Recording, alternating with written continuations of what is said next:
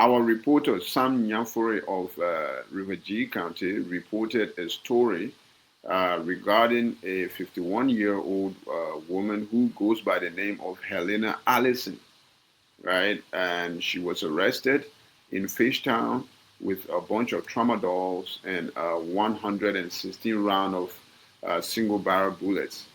And she was then transferred over to the magisterial court of Fishtown, and she quickly pled guilty to all counts, and she was sentenced to 3 months imprisonment. I don't know if I should even call it imprisonment or jail time. But anyway, first of all, kudos to the reporter Sam Nyamfuri for swiftly sharing some light on this issue. And again, kudos to the magisterial court. Without any further ado, they never wasted time, and they did the trial. But of course, I wouldn't be talking about this story here if I didn't have any problem with how everything went down, right? And the first problem I have with this story is that number one, I don't personally believe that the 51-year-old who was arrested and now is sharing the screen with me, as you can see, name is Helena Allison. I don't believe her real name is Helena Allison. First of all, she is residing in River G, Fishtown, which probably means that she's from there. You know, I don't want a 51-year-old, 52-year-old woman being arrested in a rural part of Liberia who goes by a name like Helena Allison. Two names, all Western. Not one of them is an indigenous, Liberian name. That is my first problem. If I was part of the prosecution at the court before, even the police team, this woman give you guys a fake name, and nobody even bothered to even try to find out if her real name is, Helena Allison. Her real name is not Helena Allison. She might be going by that name, but she has a real name, like an indigenous, refugee name, a last name like Williams, you know, whatever it is, say Kofa or even Yenga, it doesn't matter. Give me an indigenous Liberian name. That is number one. Number two, this woman was arrested, taken to the court, and she pled guilty to all the counts, all the charges that were brought against her. And the magisterial court, sent her to 3 months imprisonment. 3 months. All right, let me get this straight, right? You have somebody who is selling drugs and selling bullets. A lot of people will say, oh, yeah, drugs, yeah, that is a crime. But selling bullets, oh, yeah, I was selling a bullet to, how do you call it, hunters. People they can come buy a bullet to go hunt. But you are selling drugs. And then you are selling bullets. Don't you see the irony? If you are selling drugs and bullets, like that is, the combination of those two things is very, very dangerous, right? Even if you were somebody who was licensed to sell tramadol, because there are people in Liberia that have the license to sell tramadol, like doctors, like pharmacists, physicians.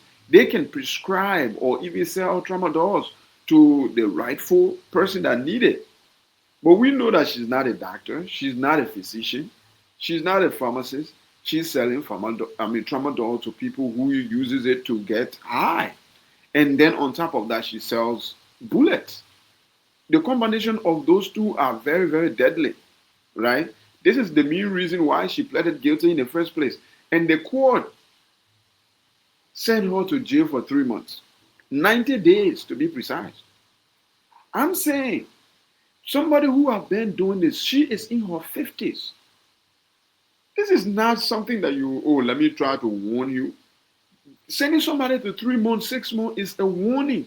These are for people that are under the age of, 20, maybe a young guy who is still coming up, a young adult who is still learning a lot, that doesn't know right from wrong or whatever.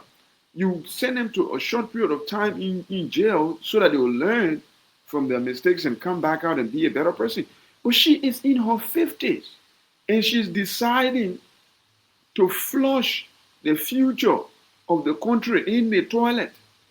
And you guys are giving a slap on her wrist or even scratching her back by sending her to 3 months imprisonment. This is nonsense. Complete nonsense. We can't be advocating for a drug-free zone, a drug-free nation, a drug-free people, a drug-free society. At the same time, when we find or when we arrest people who are distributing drugs into our communities, infesting our children, the future of Liberia with drugs and ammunition, we give them a slap on the wrist by sending them to 3 months imprisonment. This is a disgrace. This is a disgrace. If we don't start making an example out of these people, nobody is learning. This woman will do this 3 months and come outside and go as if nothing happened. She has been depending on the sale of drugs for God knows how long, for a very long period of time. You think you're giving her 3 months break? When she comes out, she will change because you send her to 3 months imprisonment? This is ridiculous. This is embarrassing. We will give credit to where credit is due. The fact that the case did not take a long period of time, going back and forth, like the moment the person got caught and the person pled guilty to the charges, they sent, they sentenced her, right? Which was good, but the sentence was bad. It is an embarrassment. It is an embarrassment. I will say this. A lot of people, a lot of drug dealers, a lot of drug distributors, importers in the country, right? They're just sitting there looking at us, saying that, oh, the people, they campaign, they're running against drugs, oh, war on drugs, war on drugs. They will soon get tired. Just get there, so in a few months, they will soon get tired. And this is exactly what it means. Liberians will have the records of not being, resistant, not being consistent. When some people wake up and say they're going to protest somewhere, they will protest for 2-3 hours at AO, and they're going back home, they feel like, oh yeah, changes will come because we protested for 2-3 hours. That's not how changes come. Changes don't come because you go protest 1 or 2 hours and then move on, there because the rain was falling. If you want change to come, you're going to have to be resistant. You're going to have to be constant. You're going to have to press, and press, mean what you say and say what you mean. Sending this woman to prison for 3 months. All the other drug dealers in Fishtown, they're like, oh, okay, that 3 months, I'm begging you, man. That 3 months, they come and stop anybody from doing their thing. They will never stop. This is a disgrace. This is an embarrassment. Complete embarrassment. There should be a higher punishment set for anybody, any drug dealer or distributor, drug dealers. There should be a specific punishment, harsh punishment. Drug distributors to the dealers. There should be another, separate, higher than the punishment of the drug dealers. And the importers should be the highest.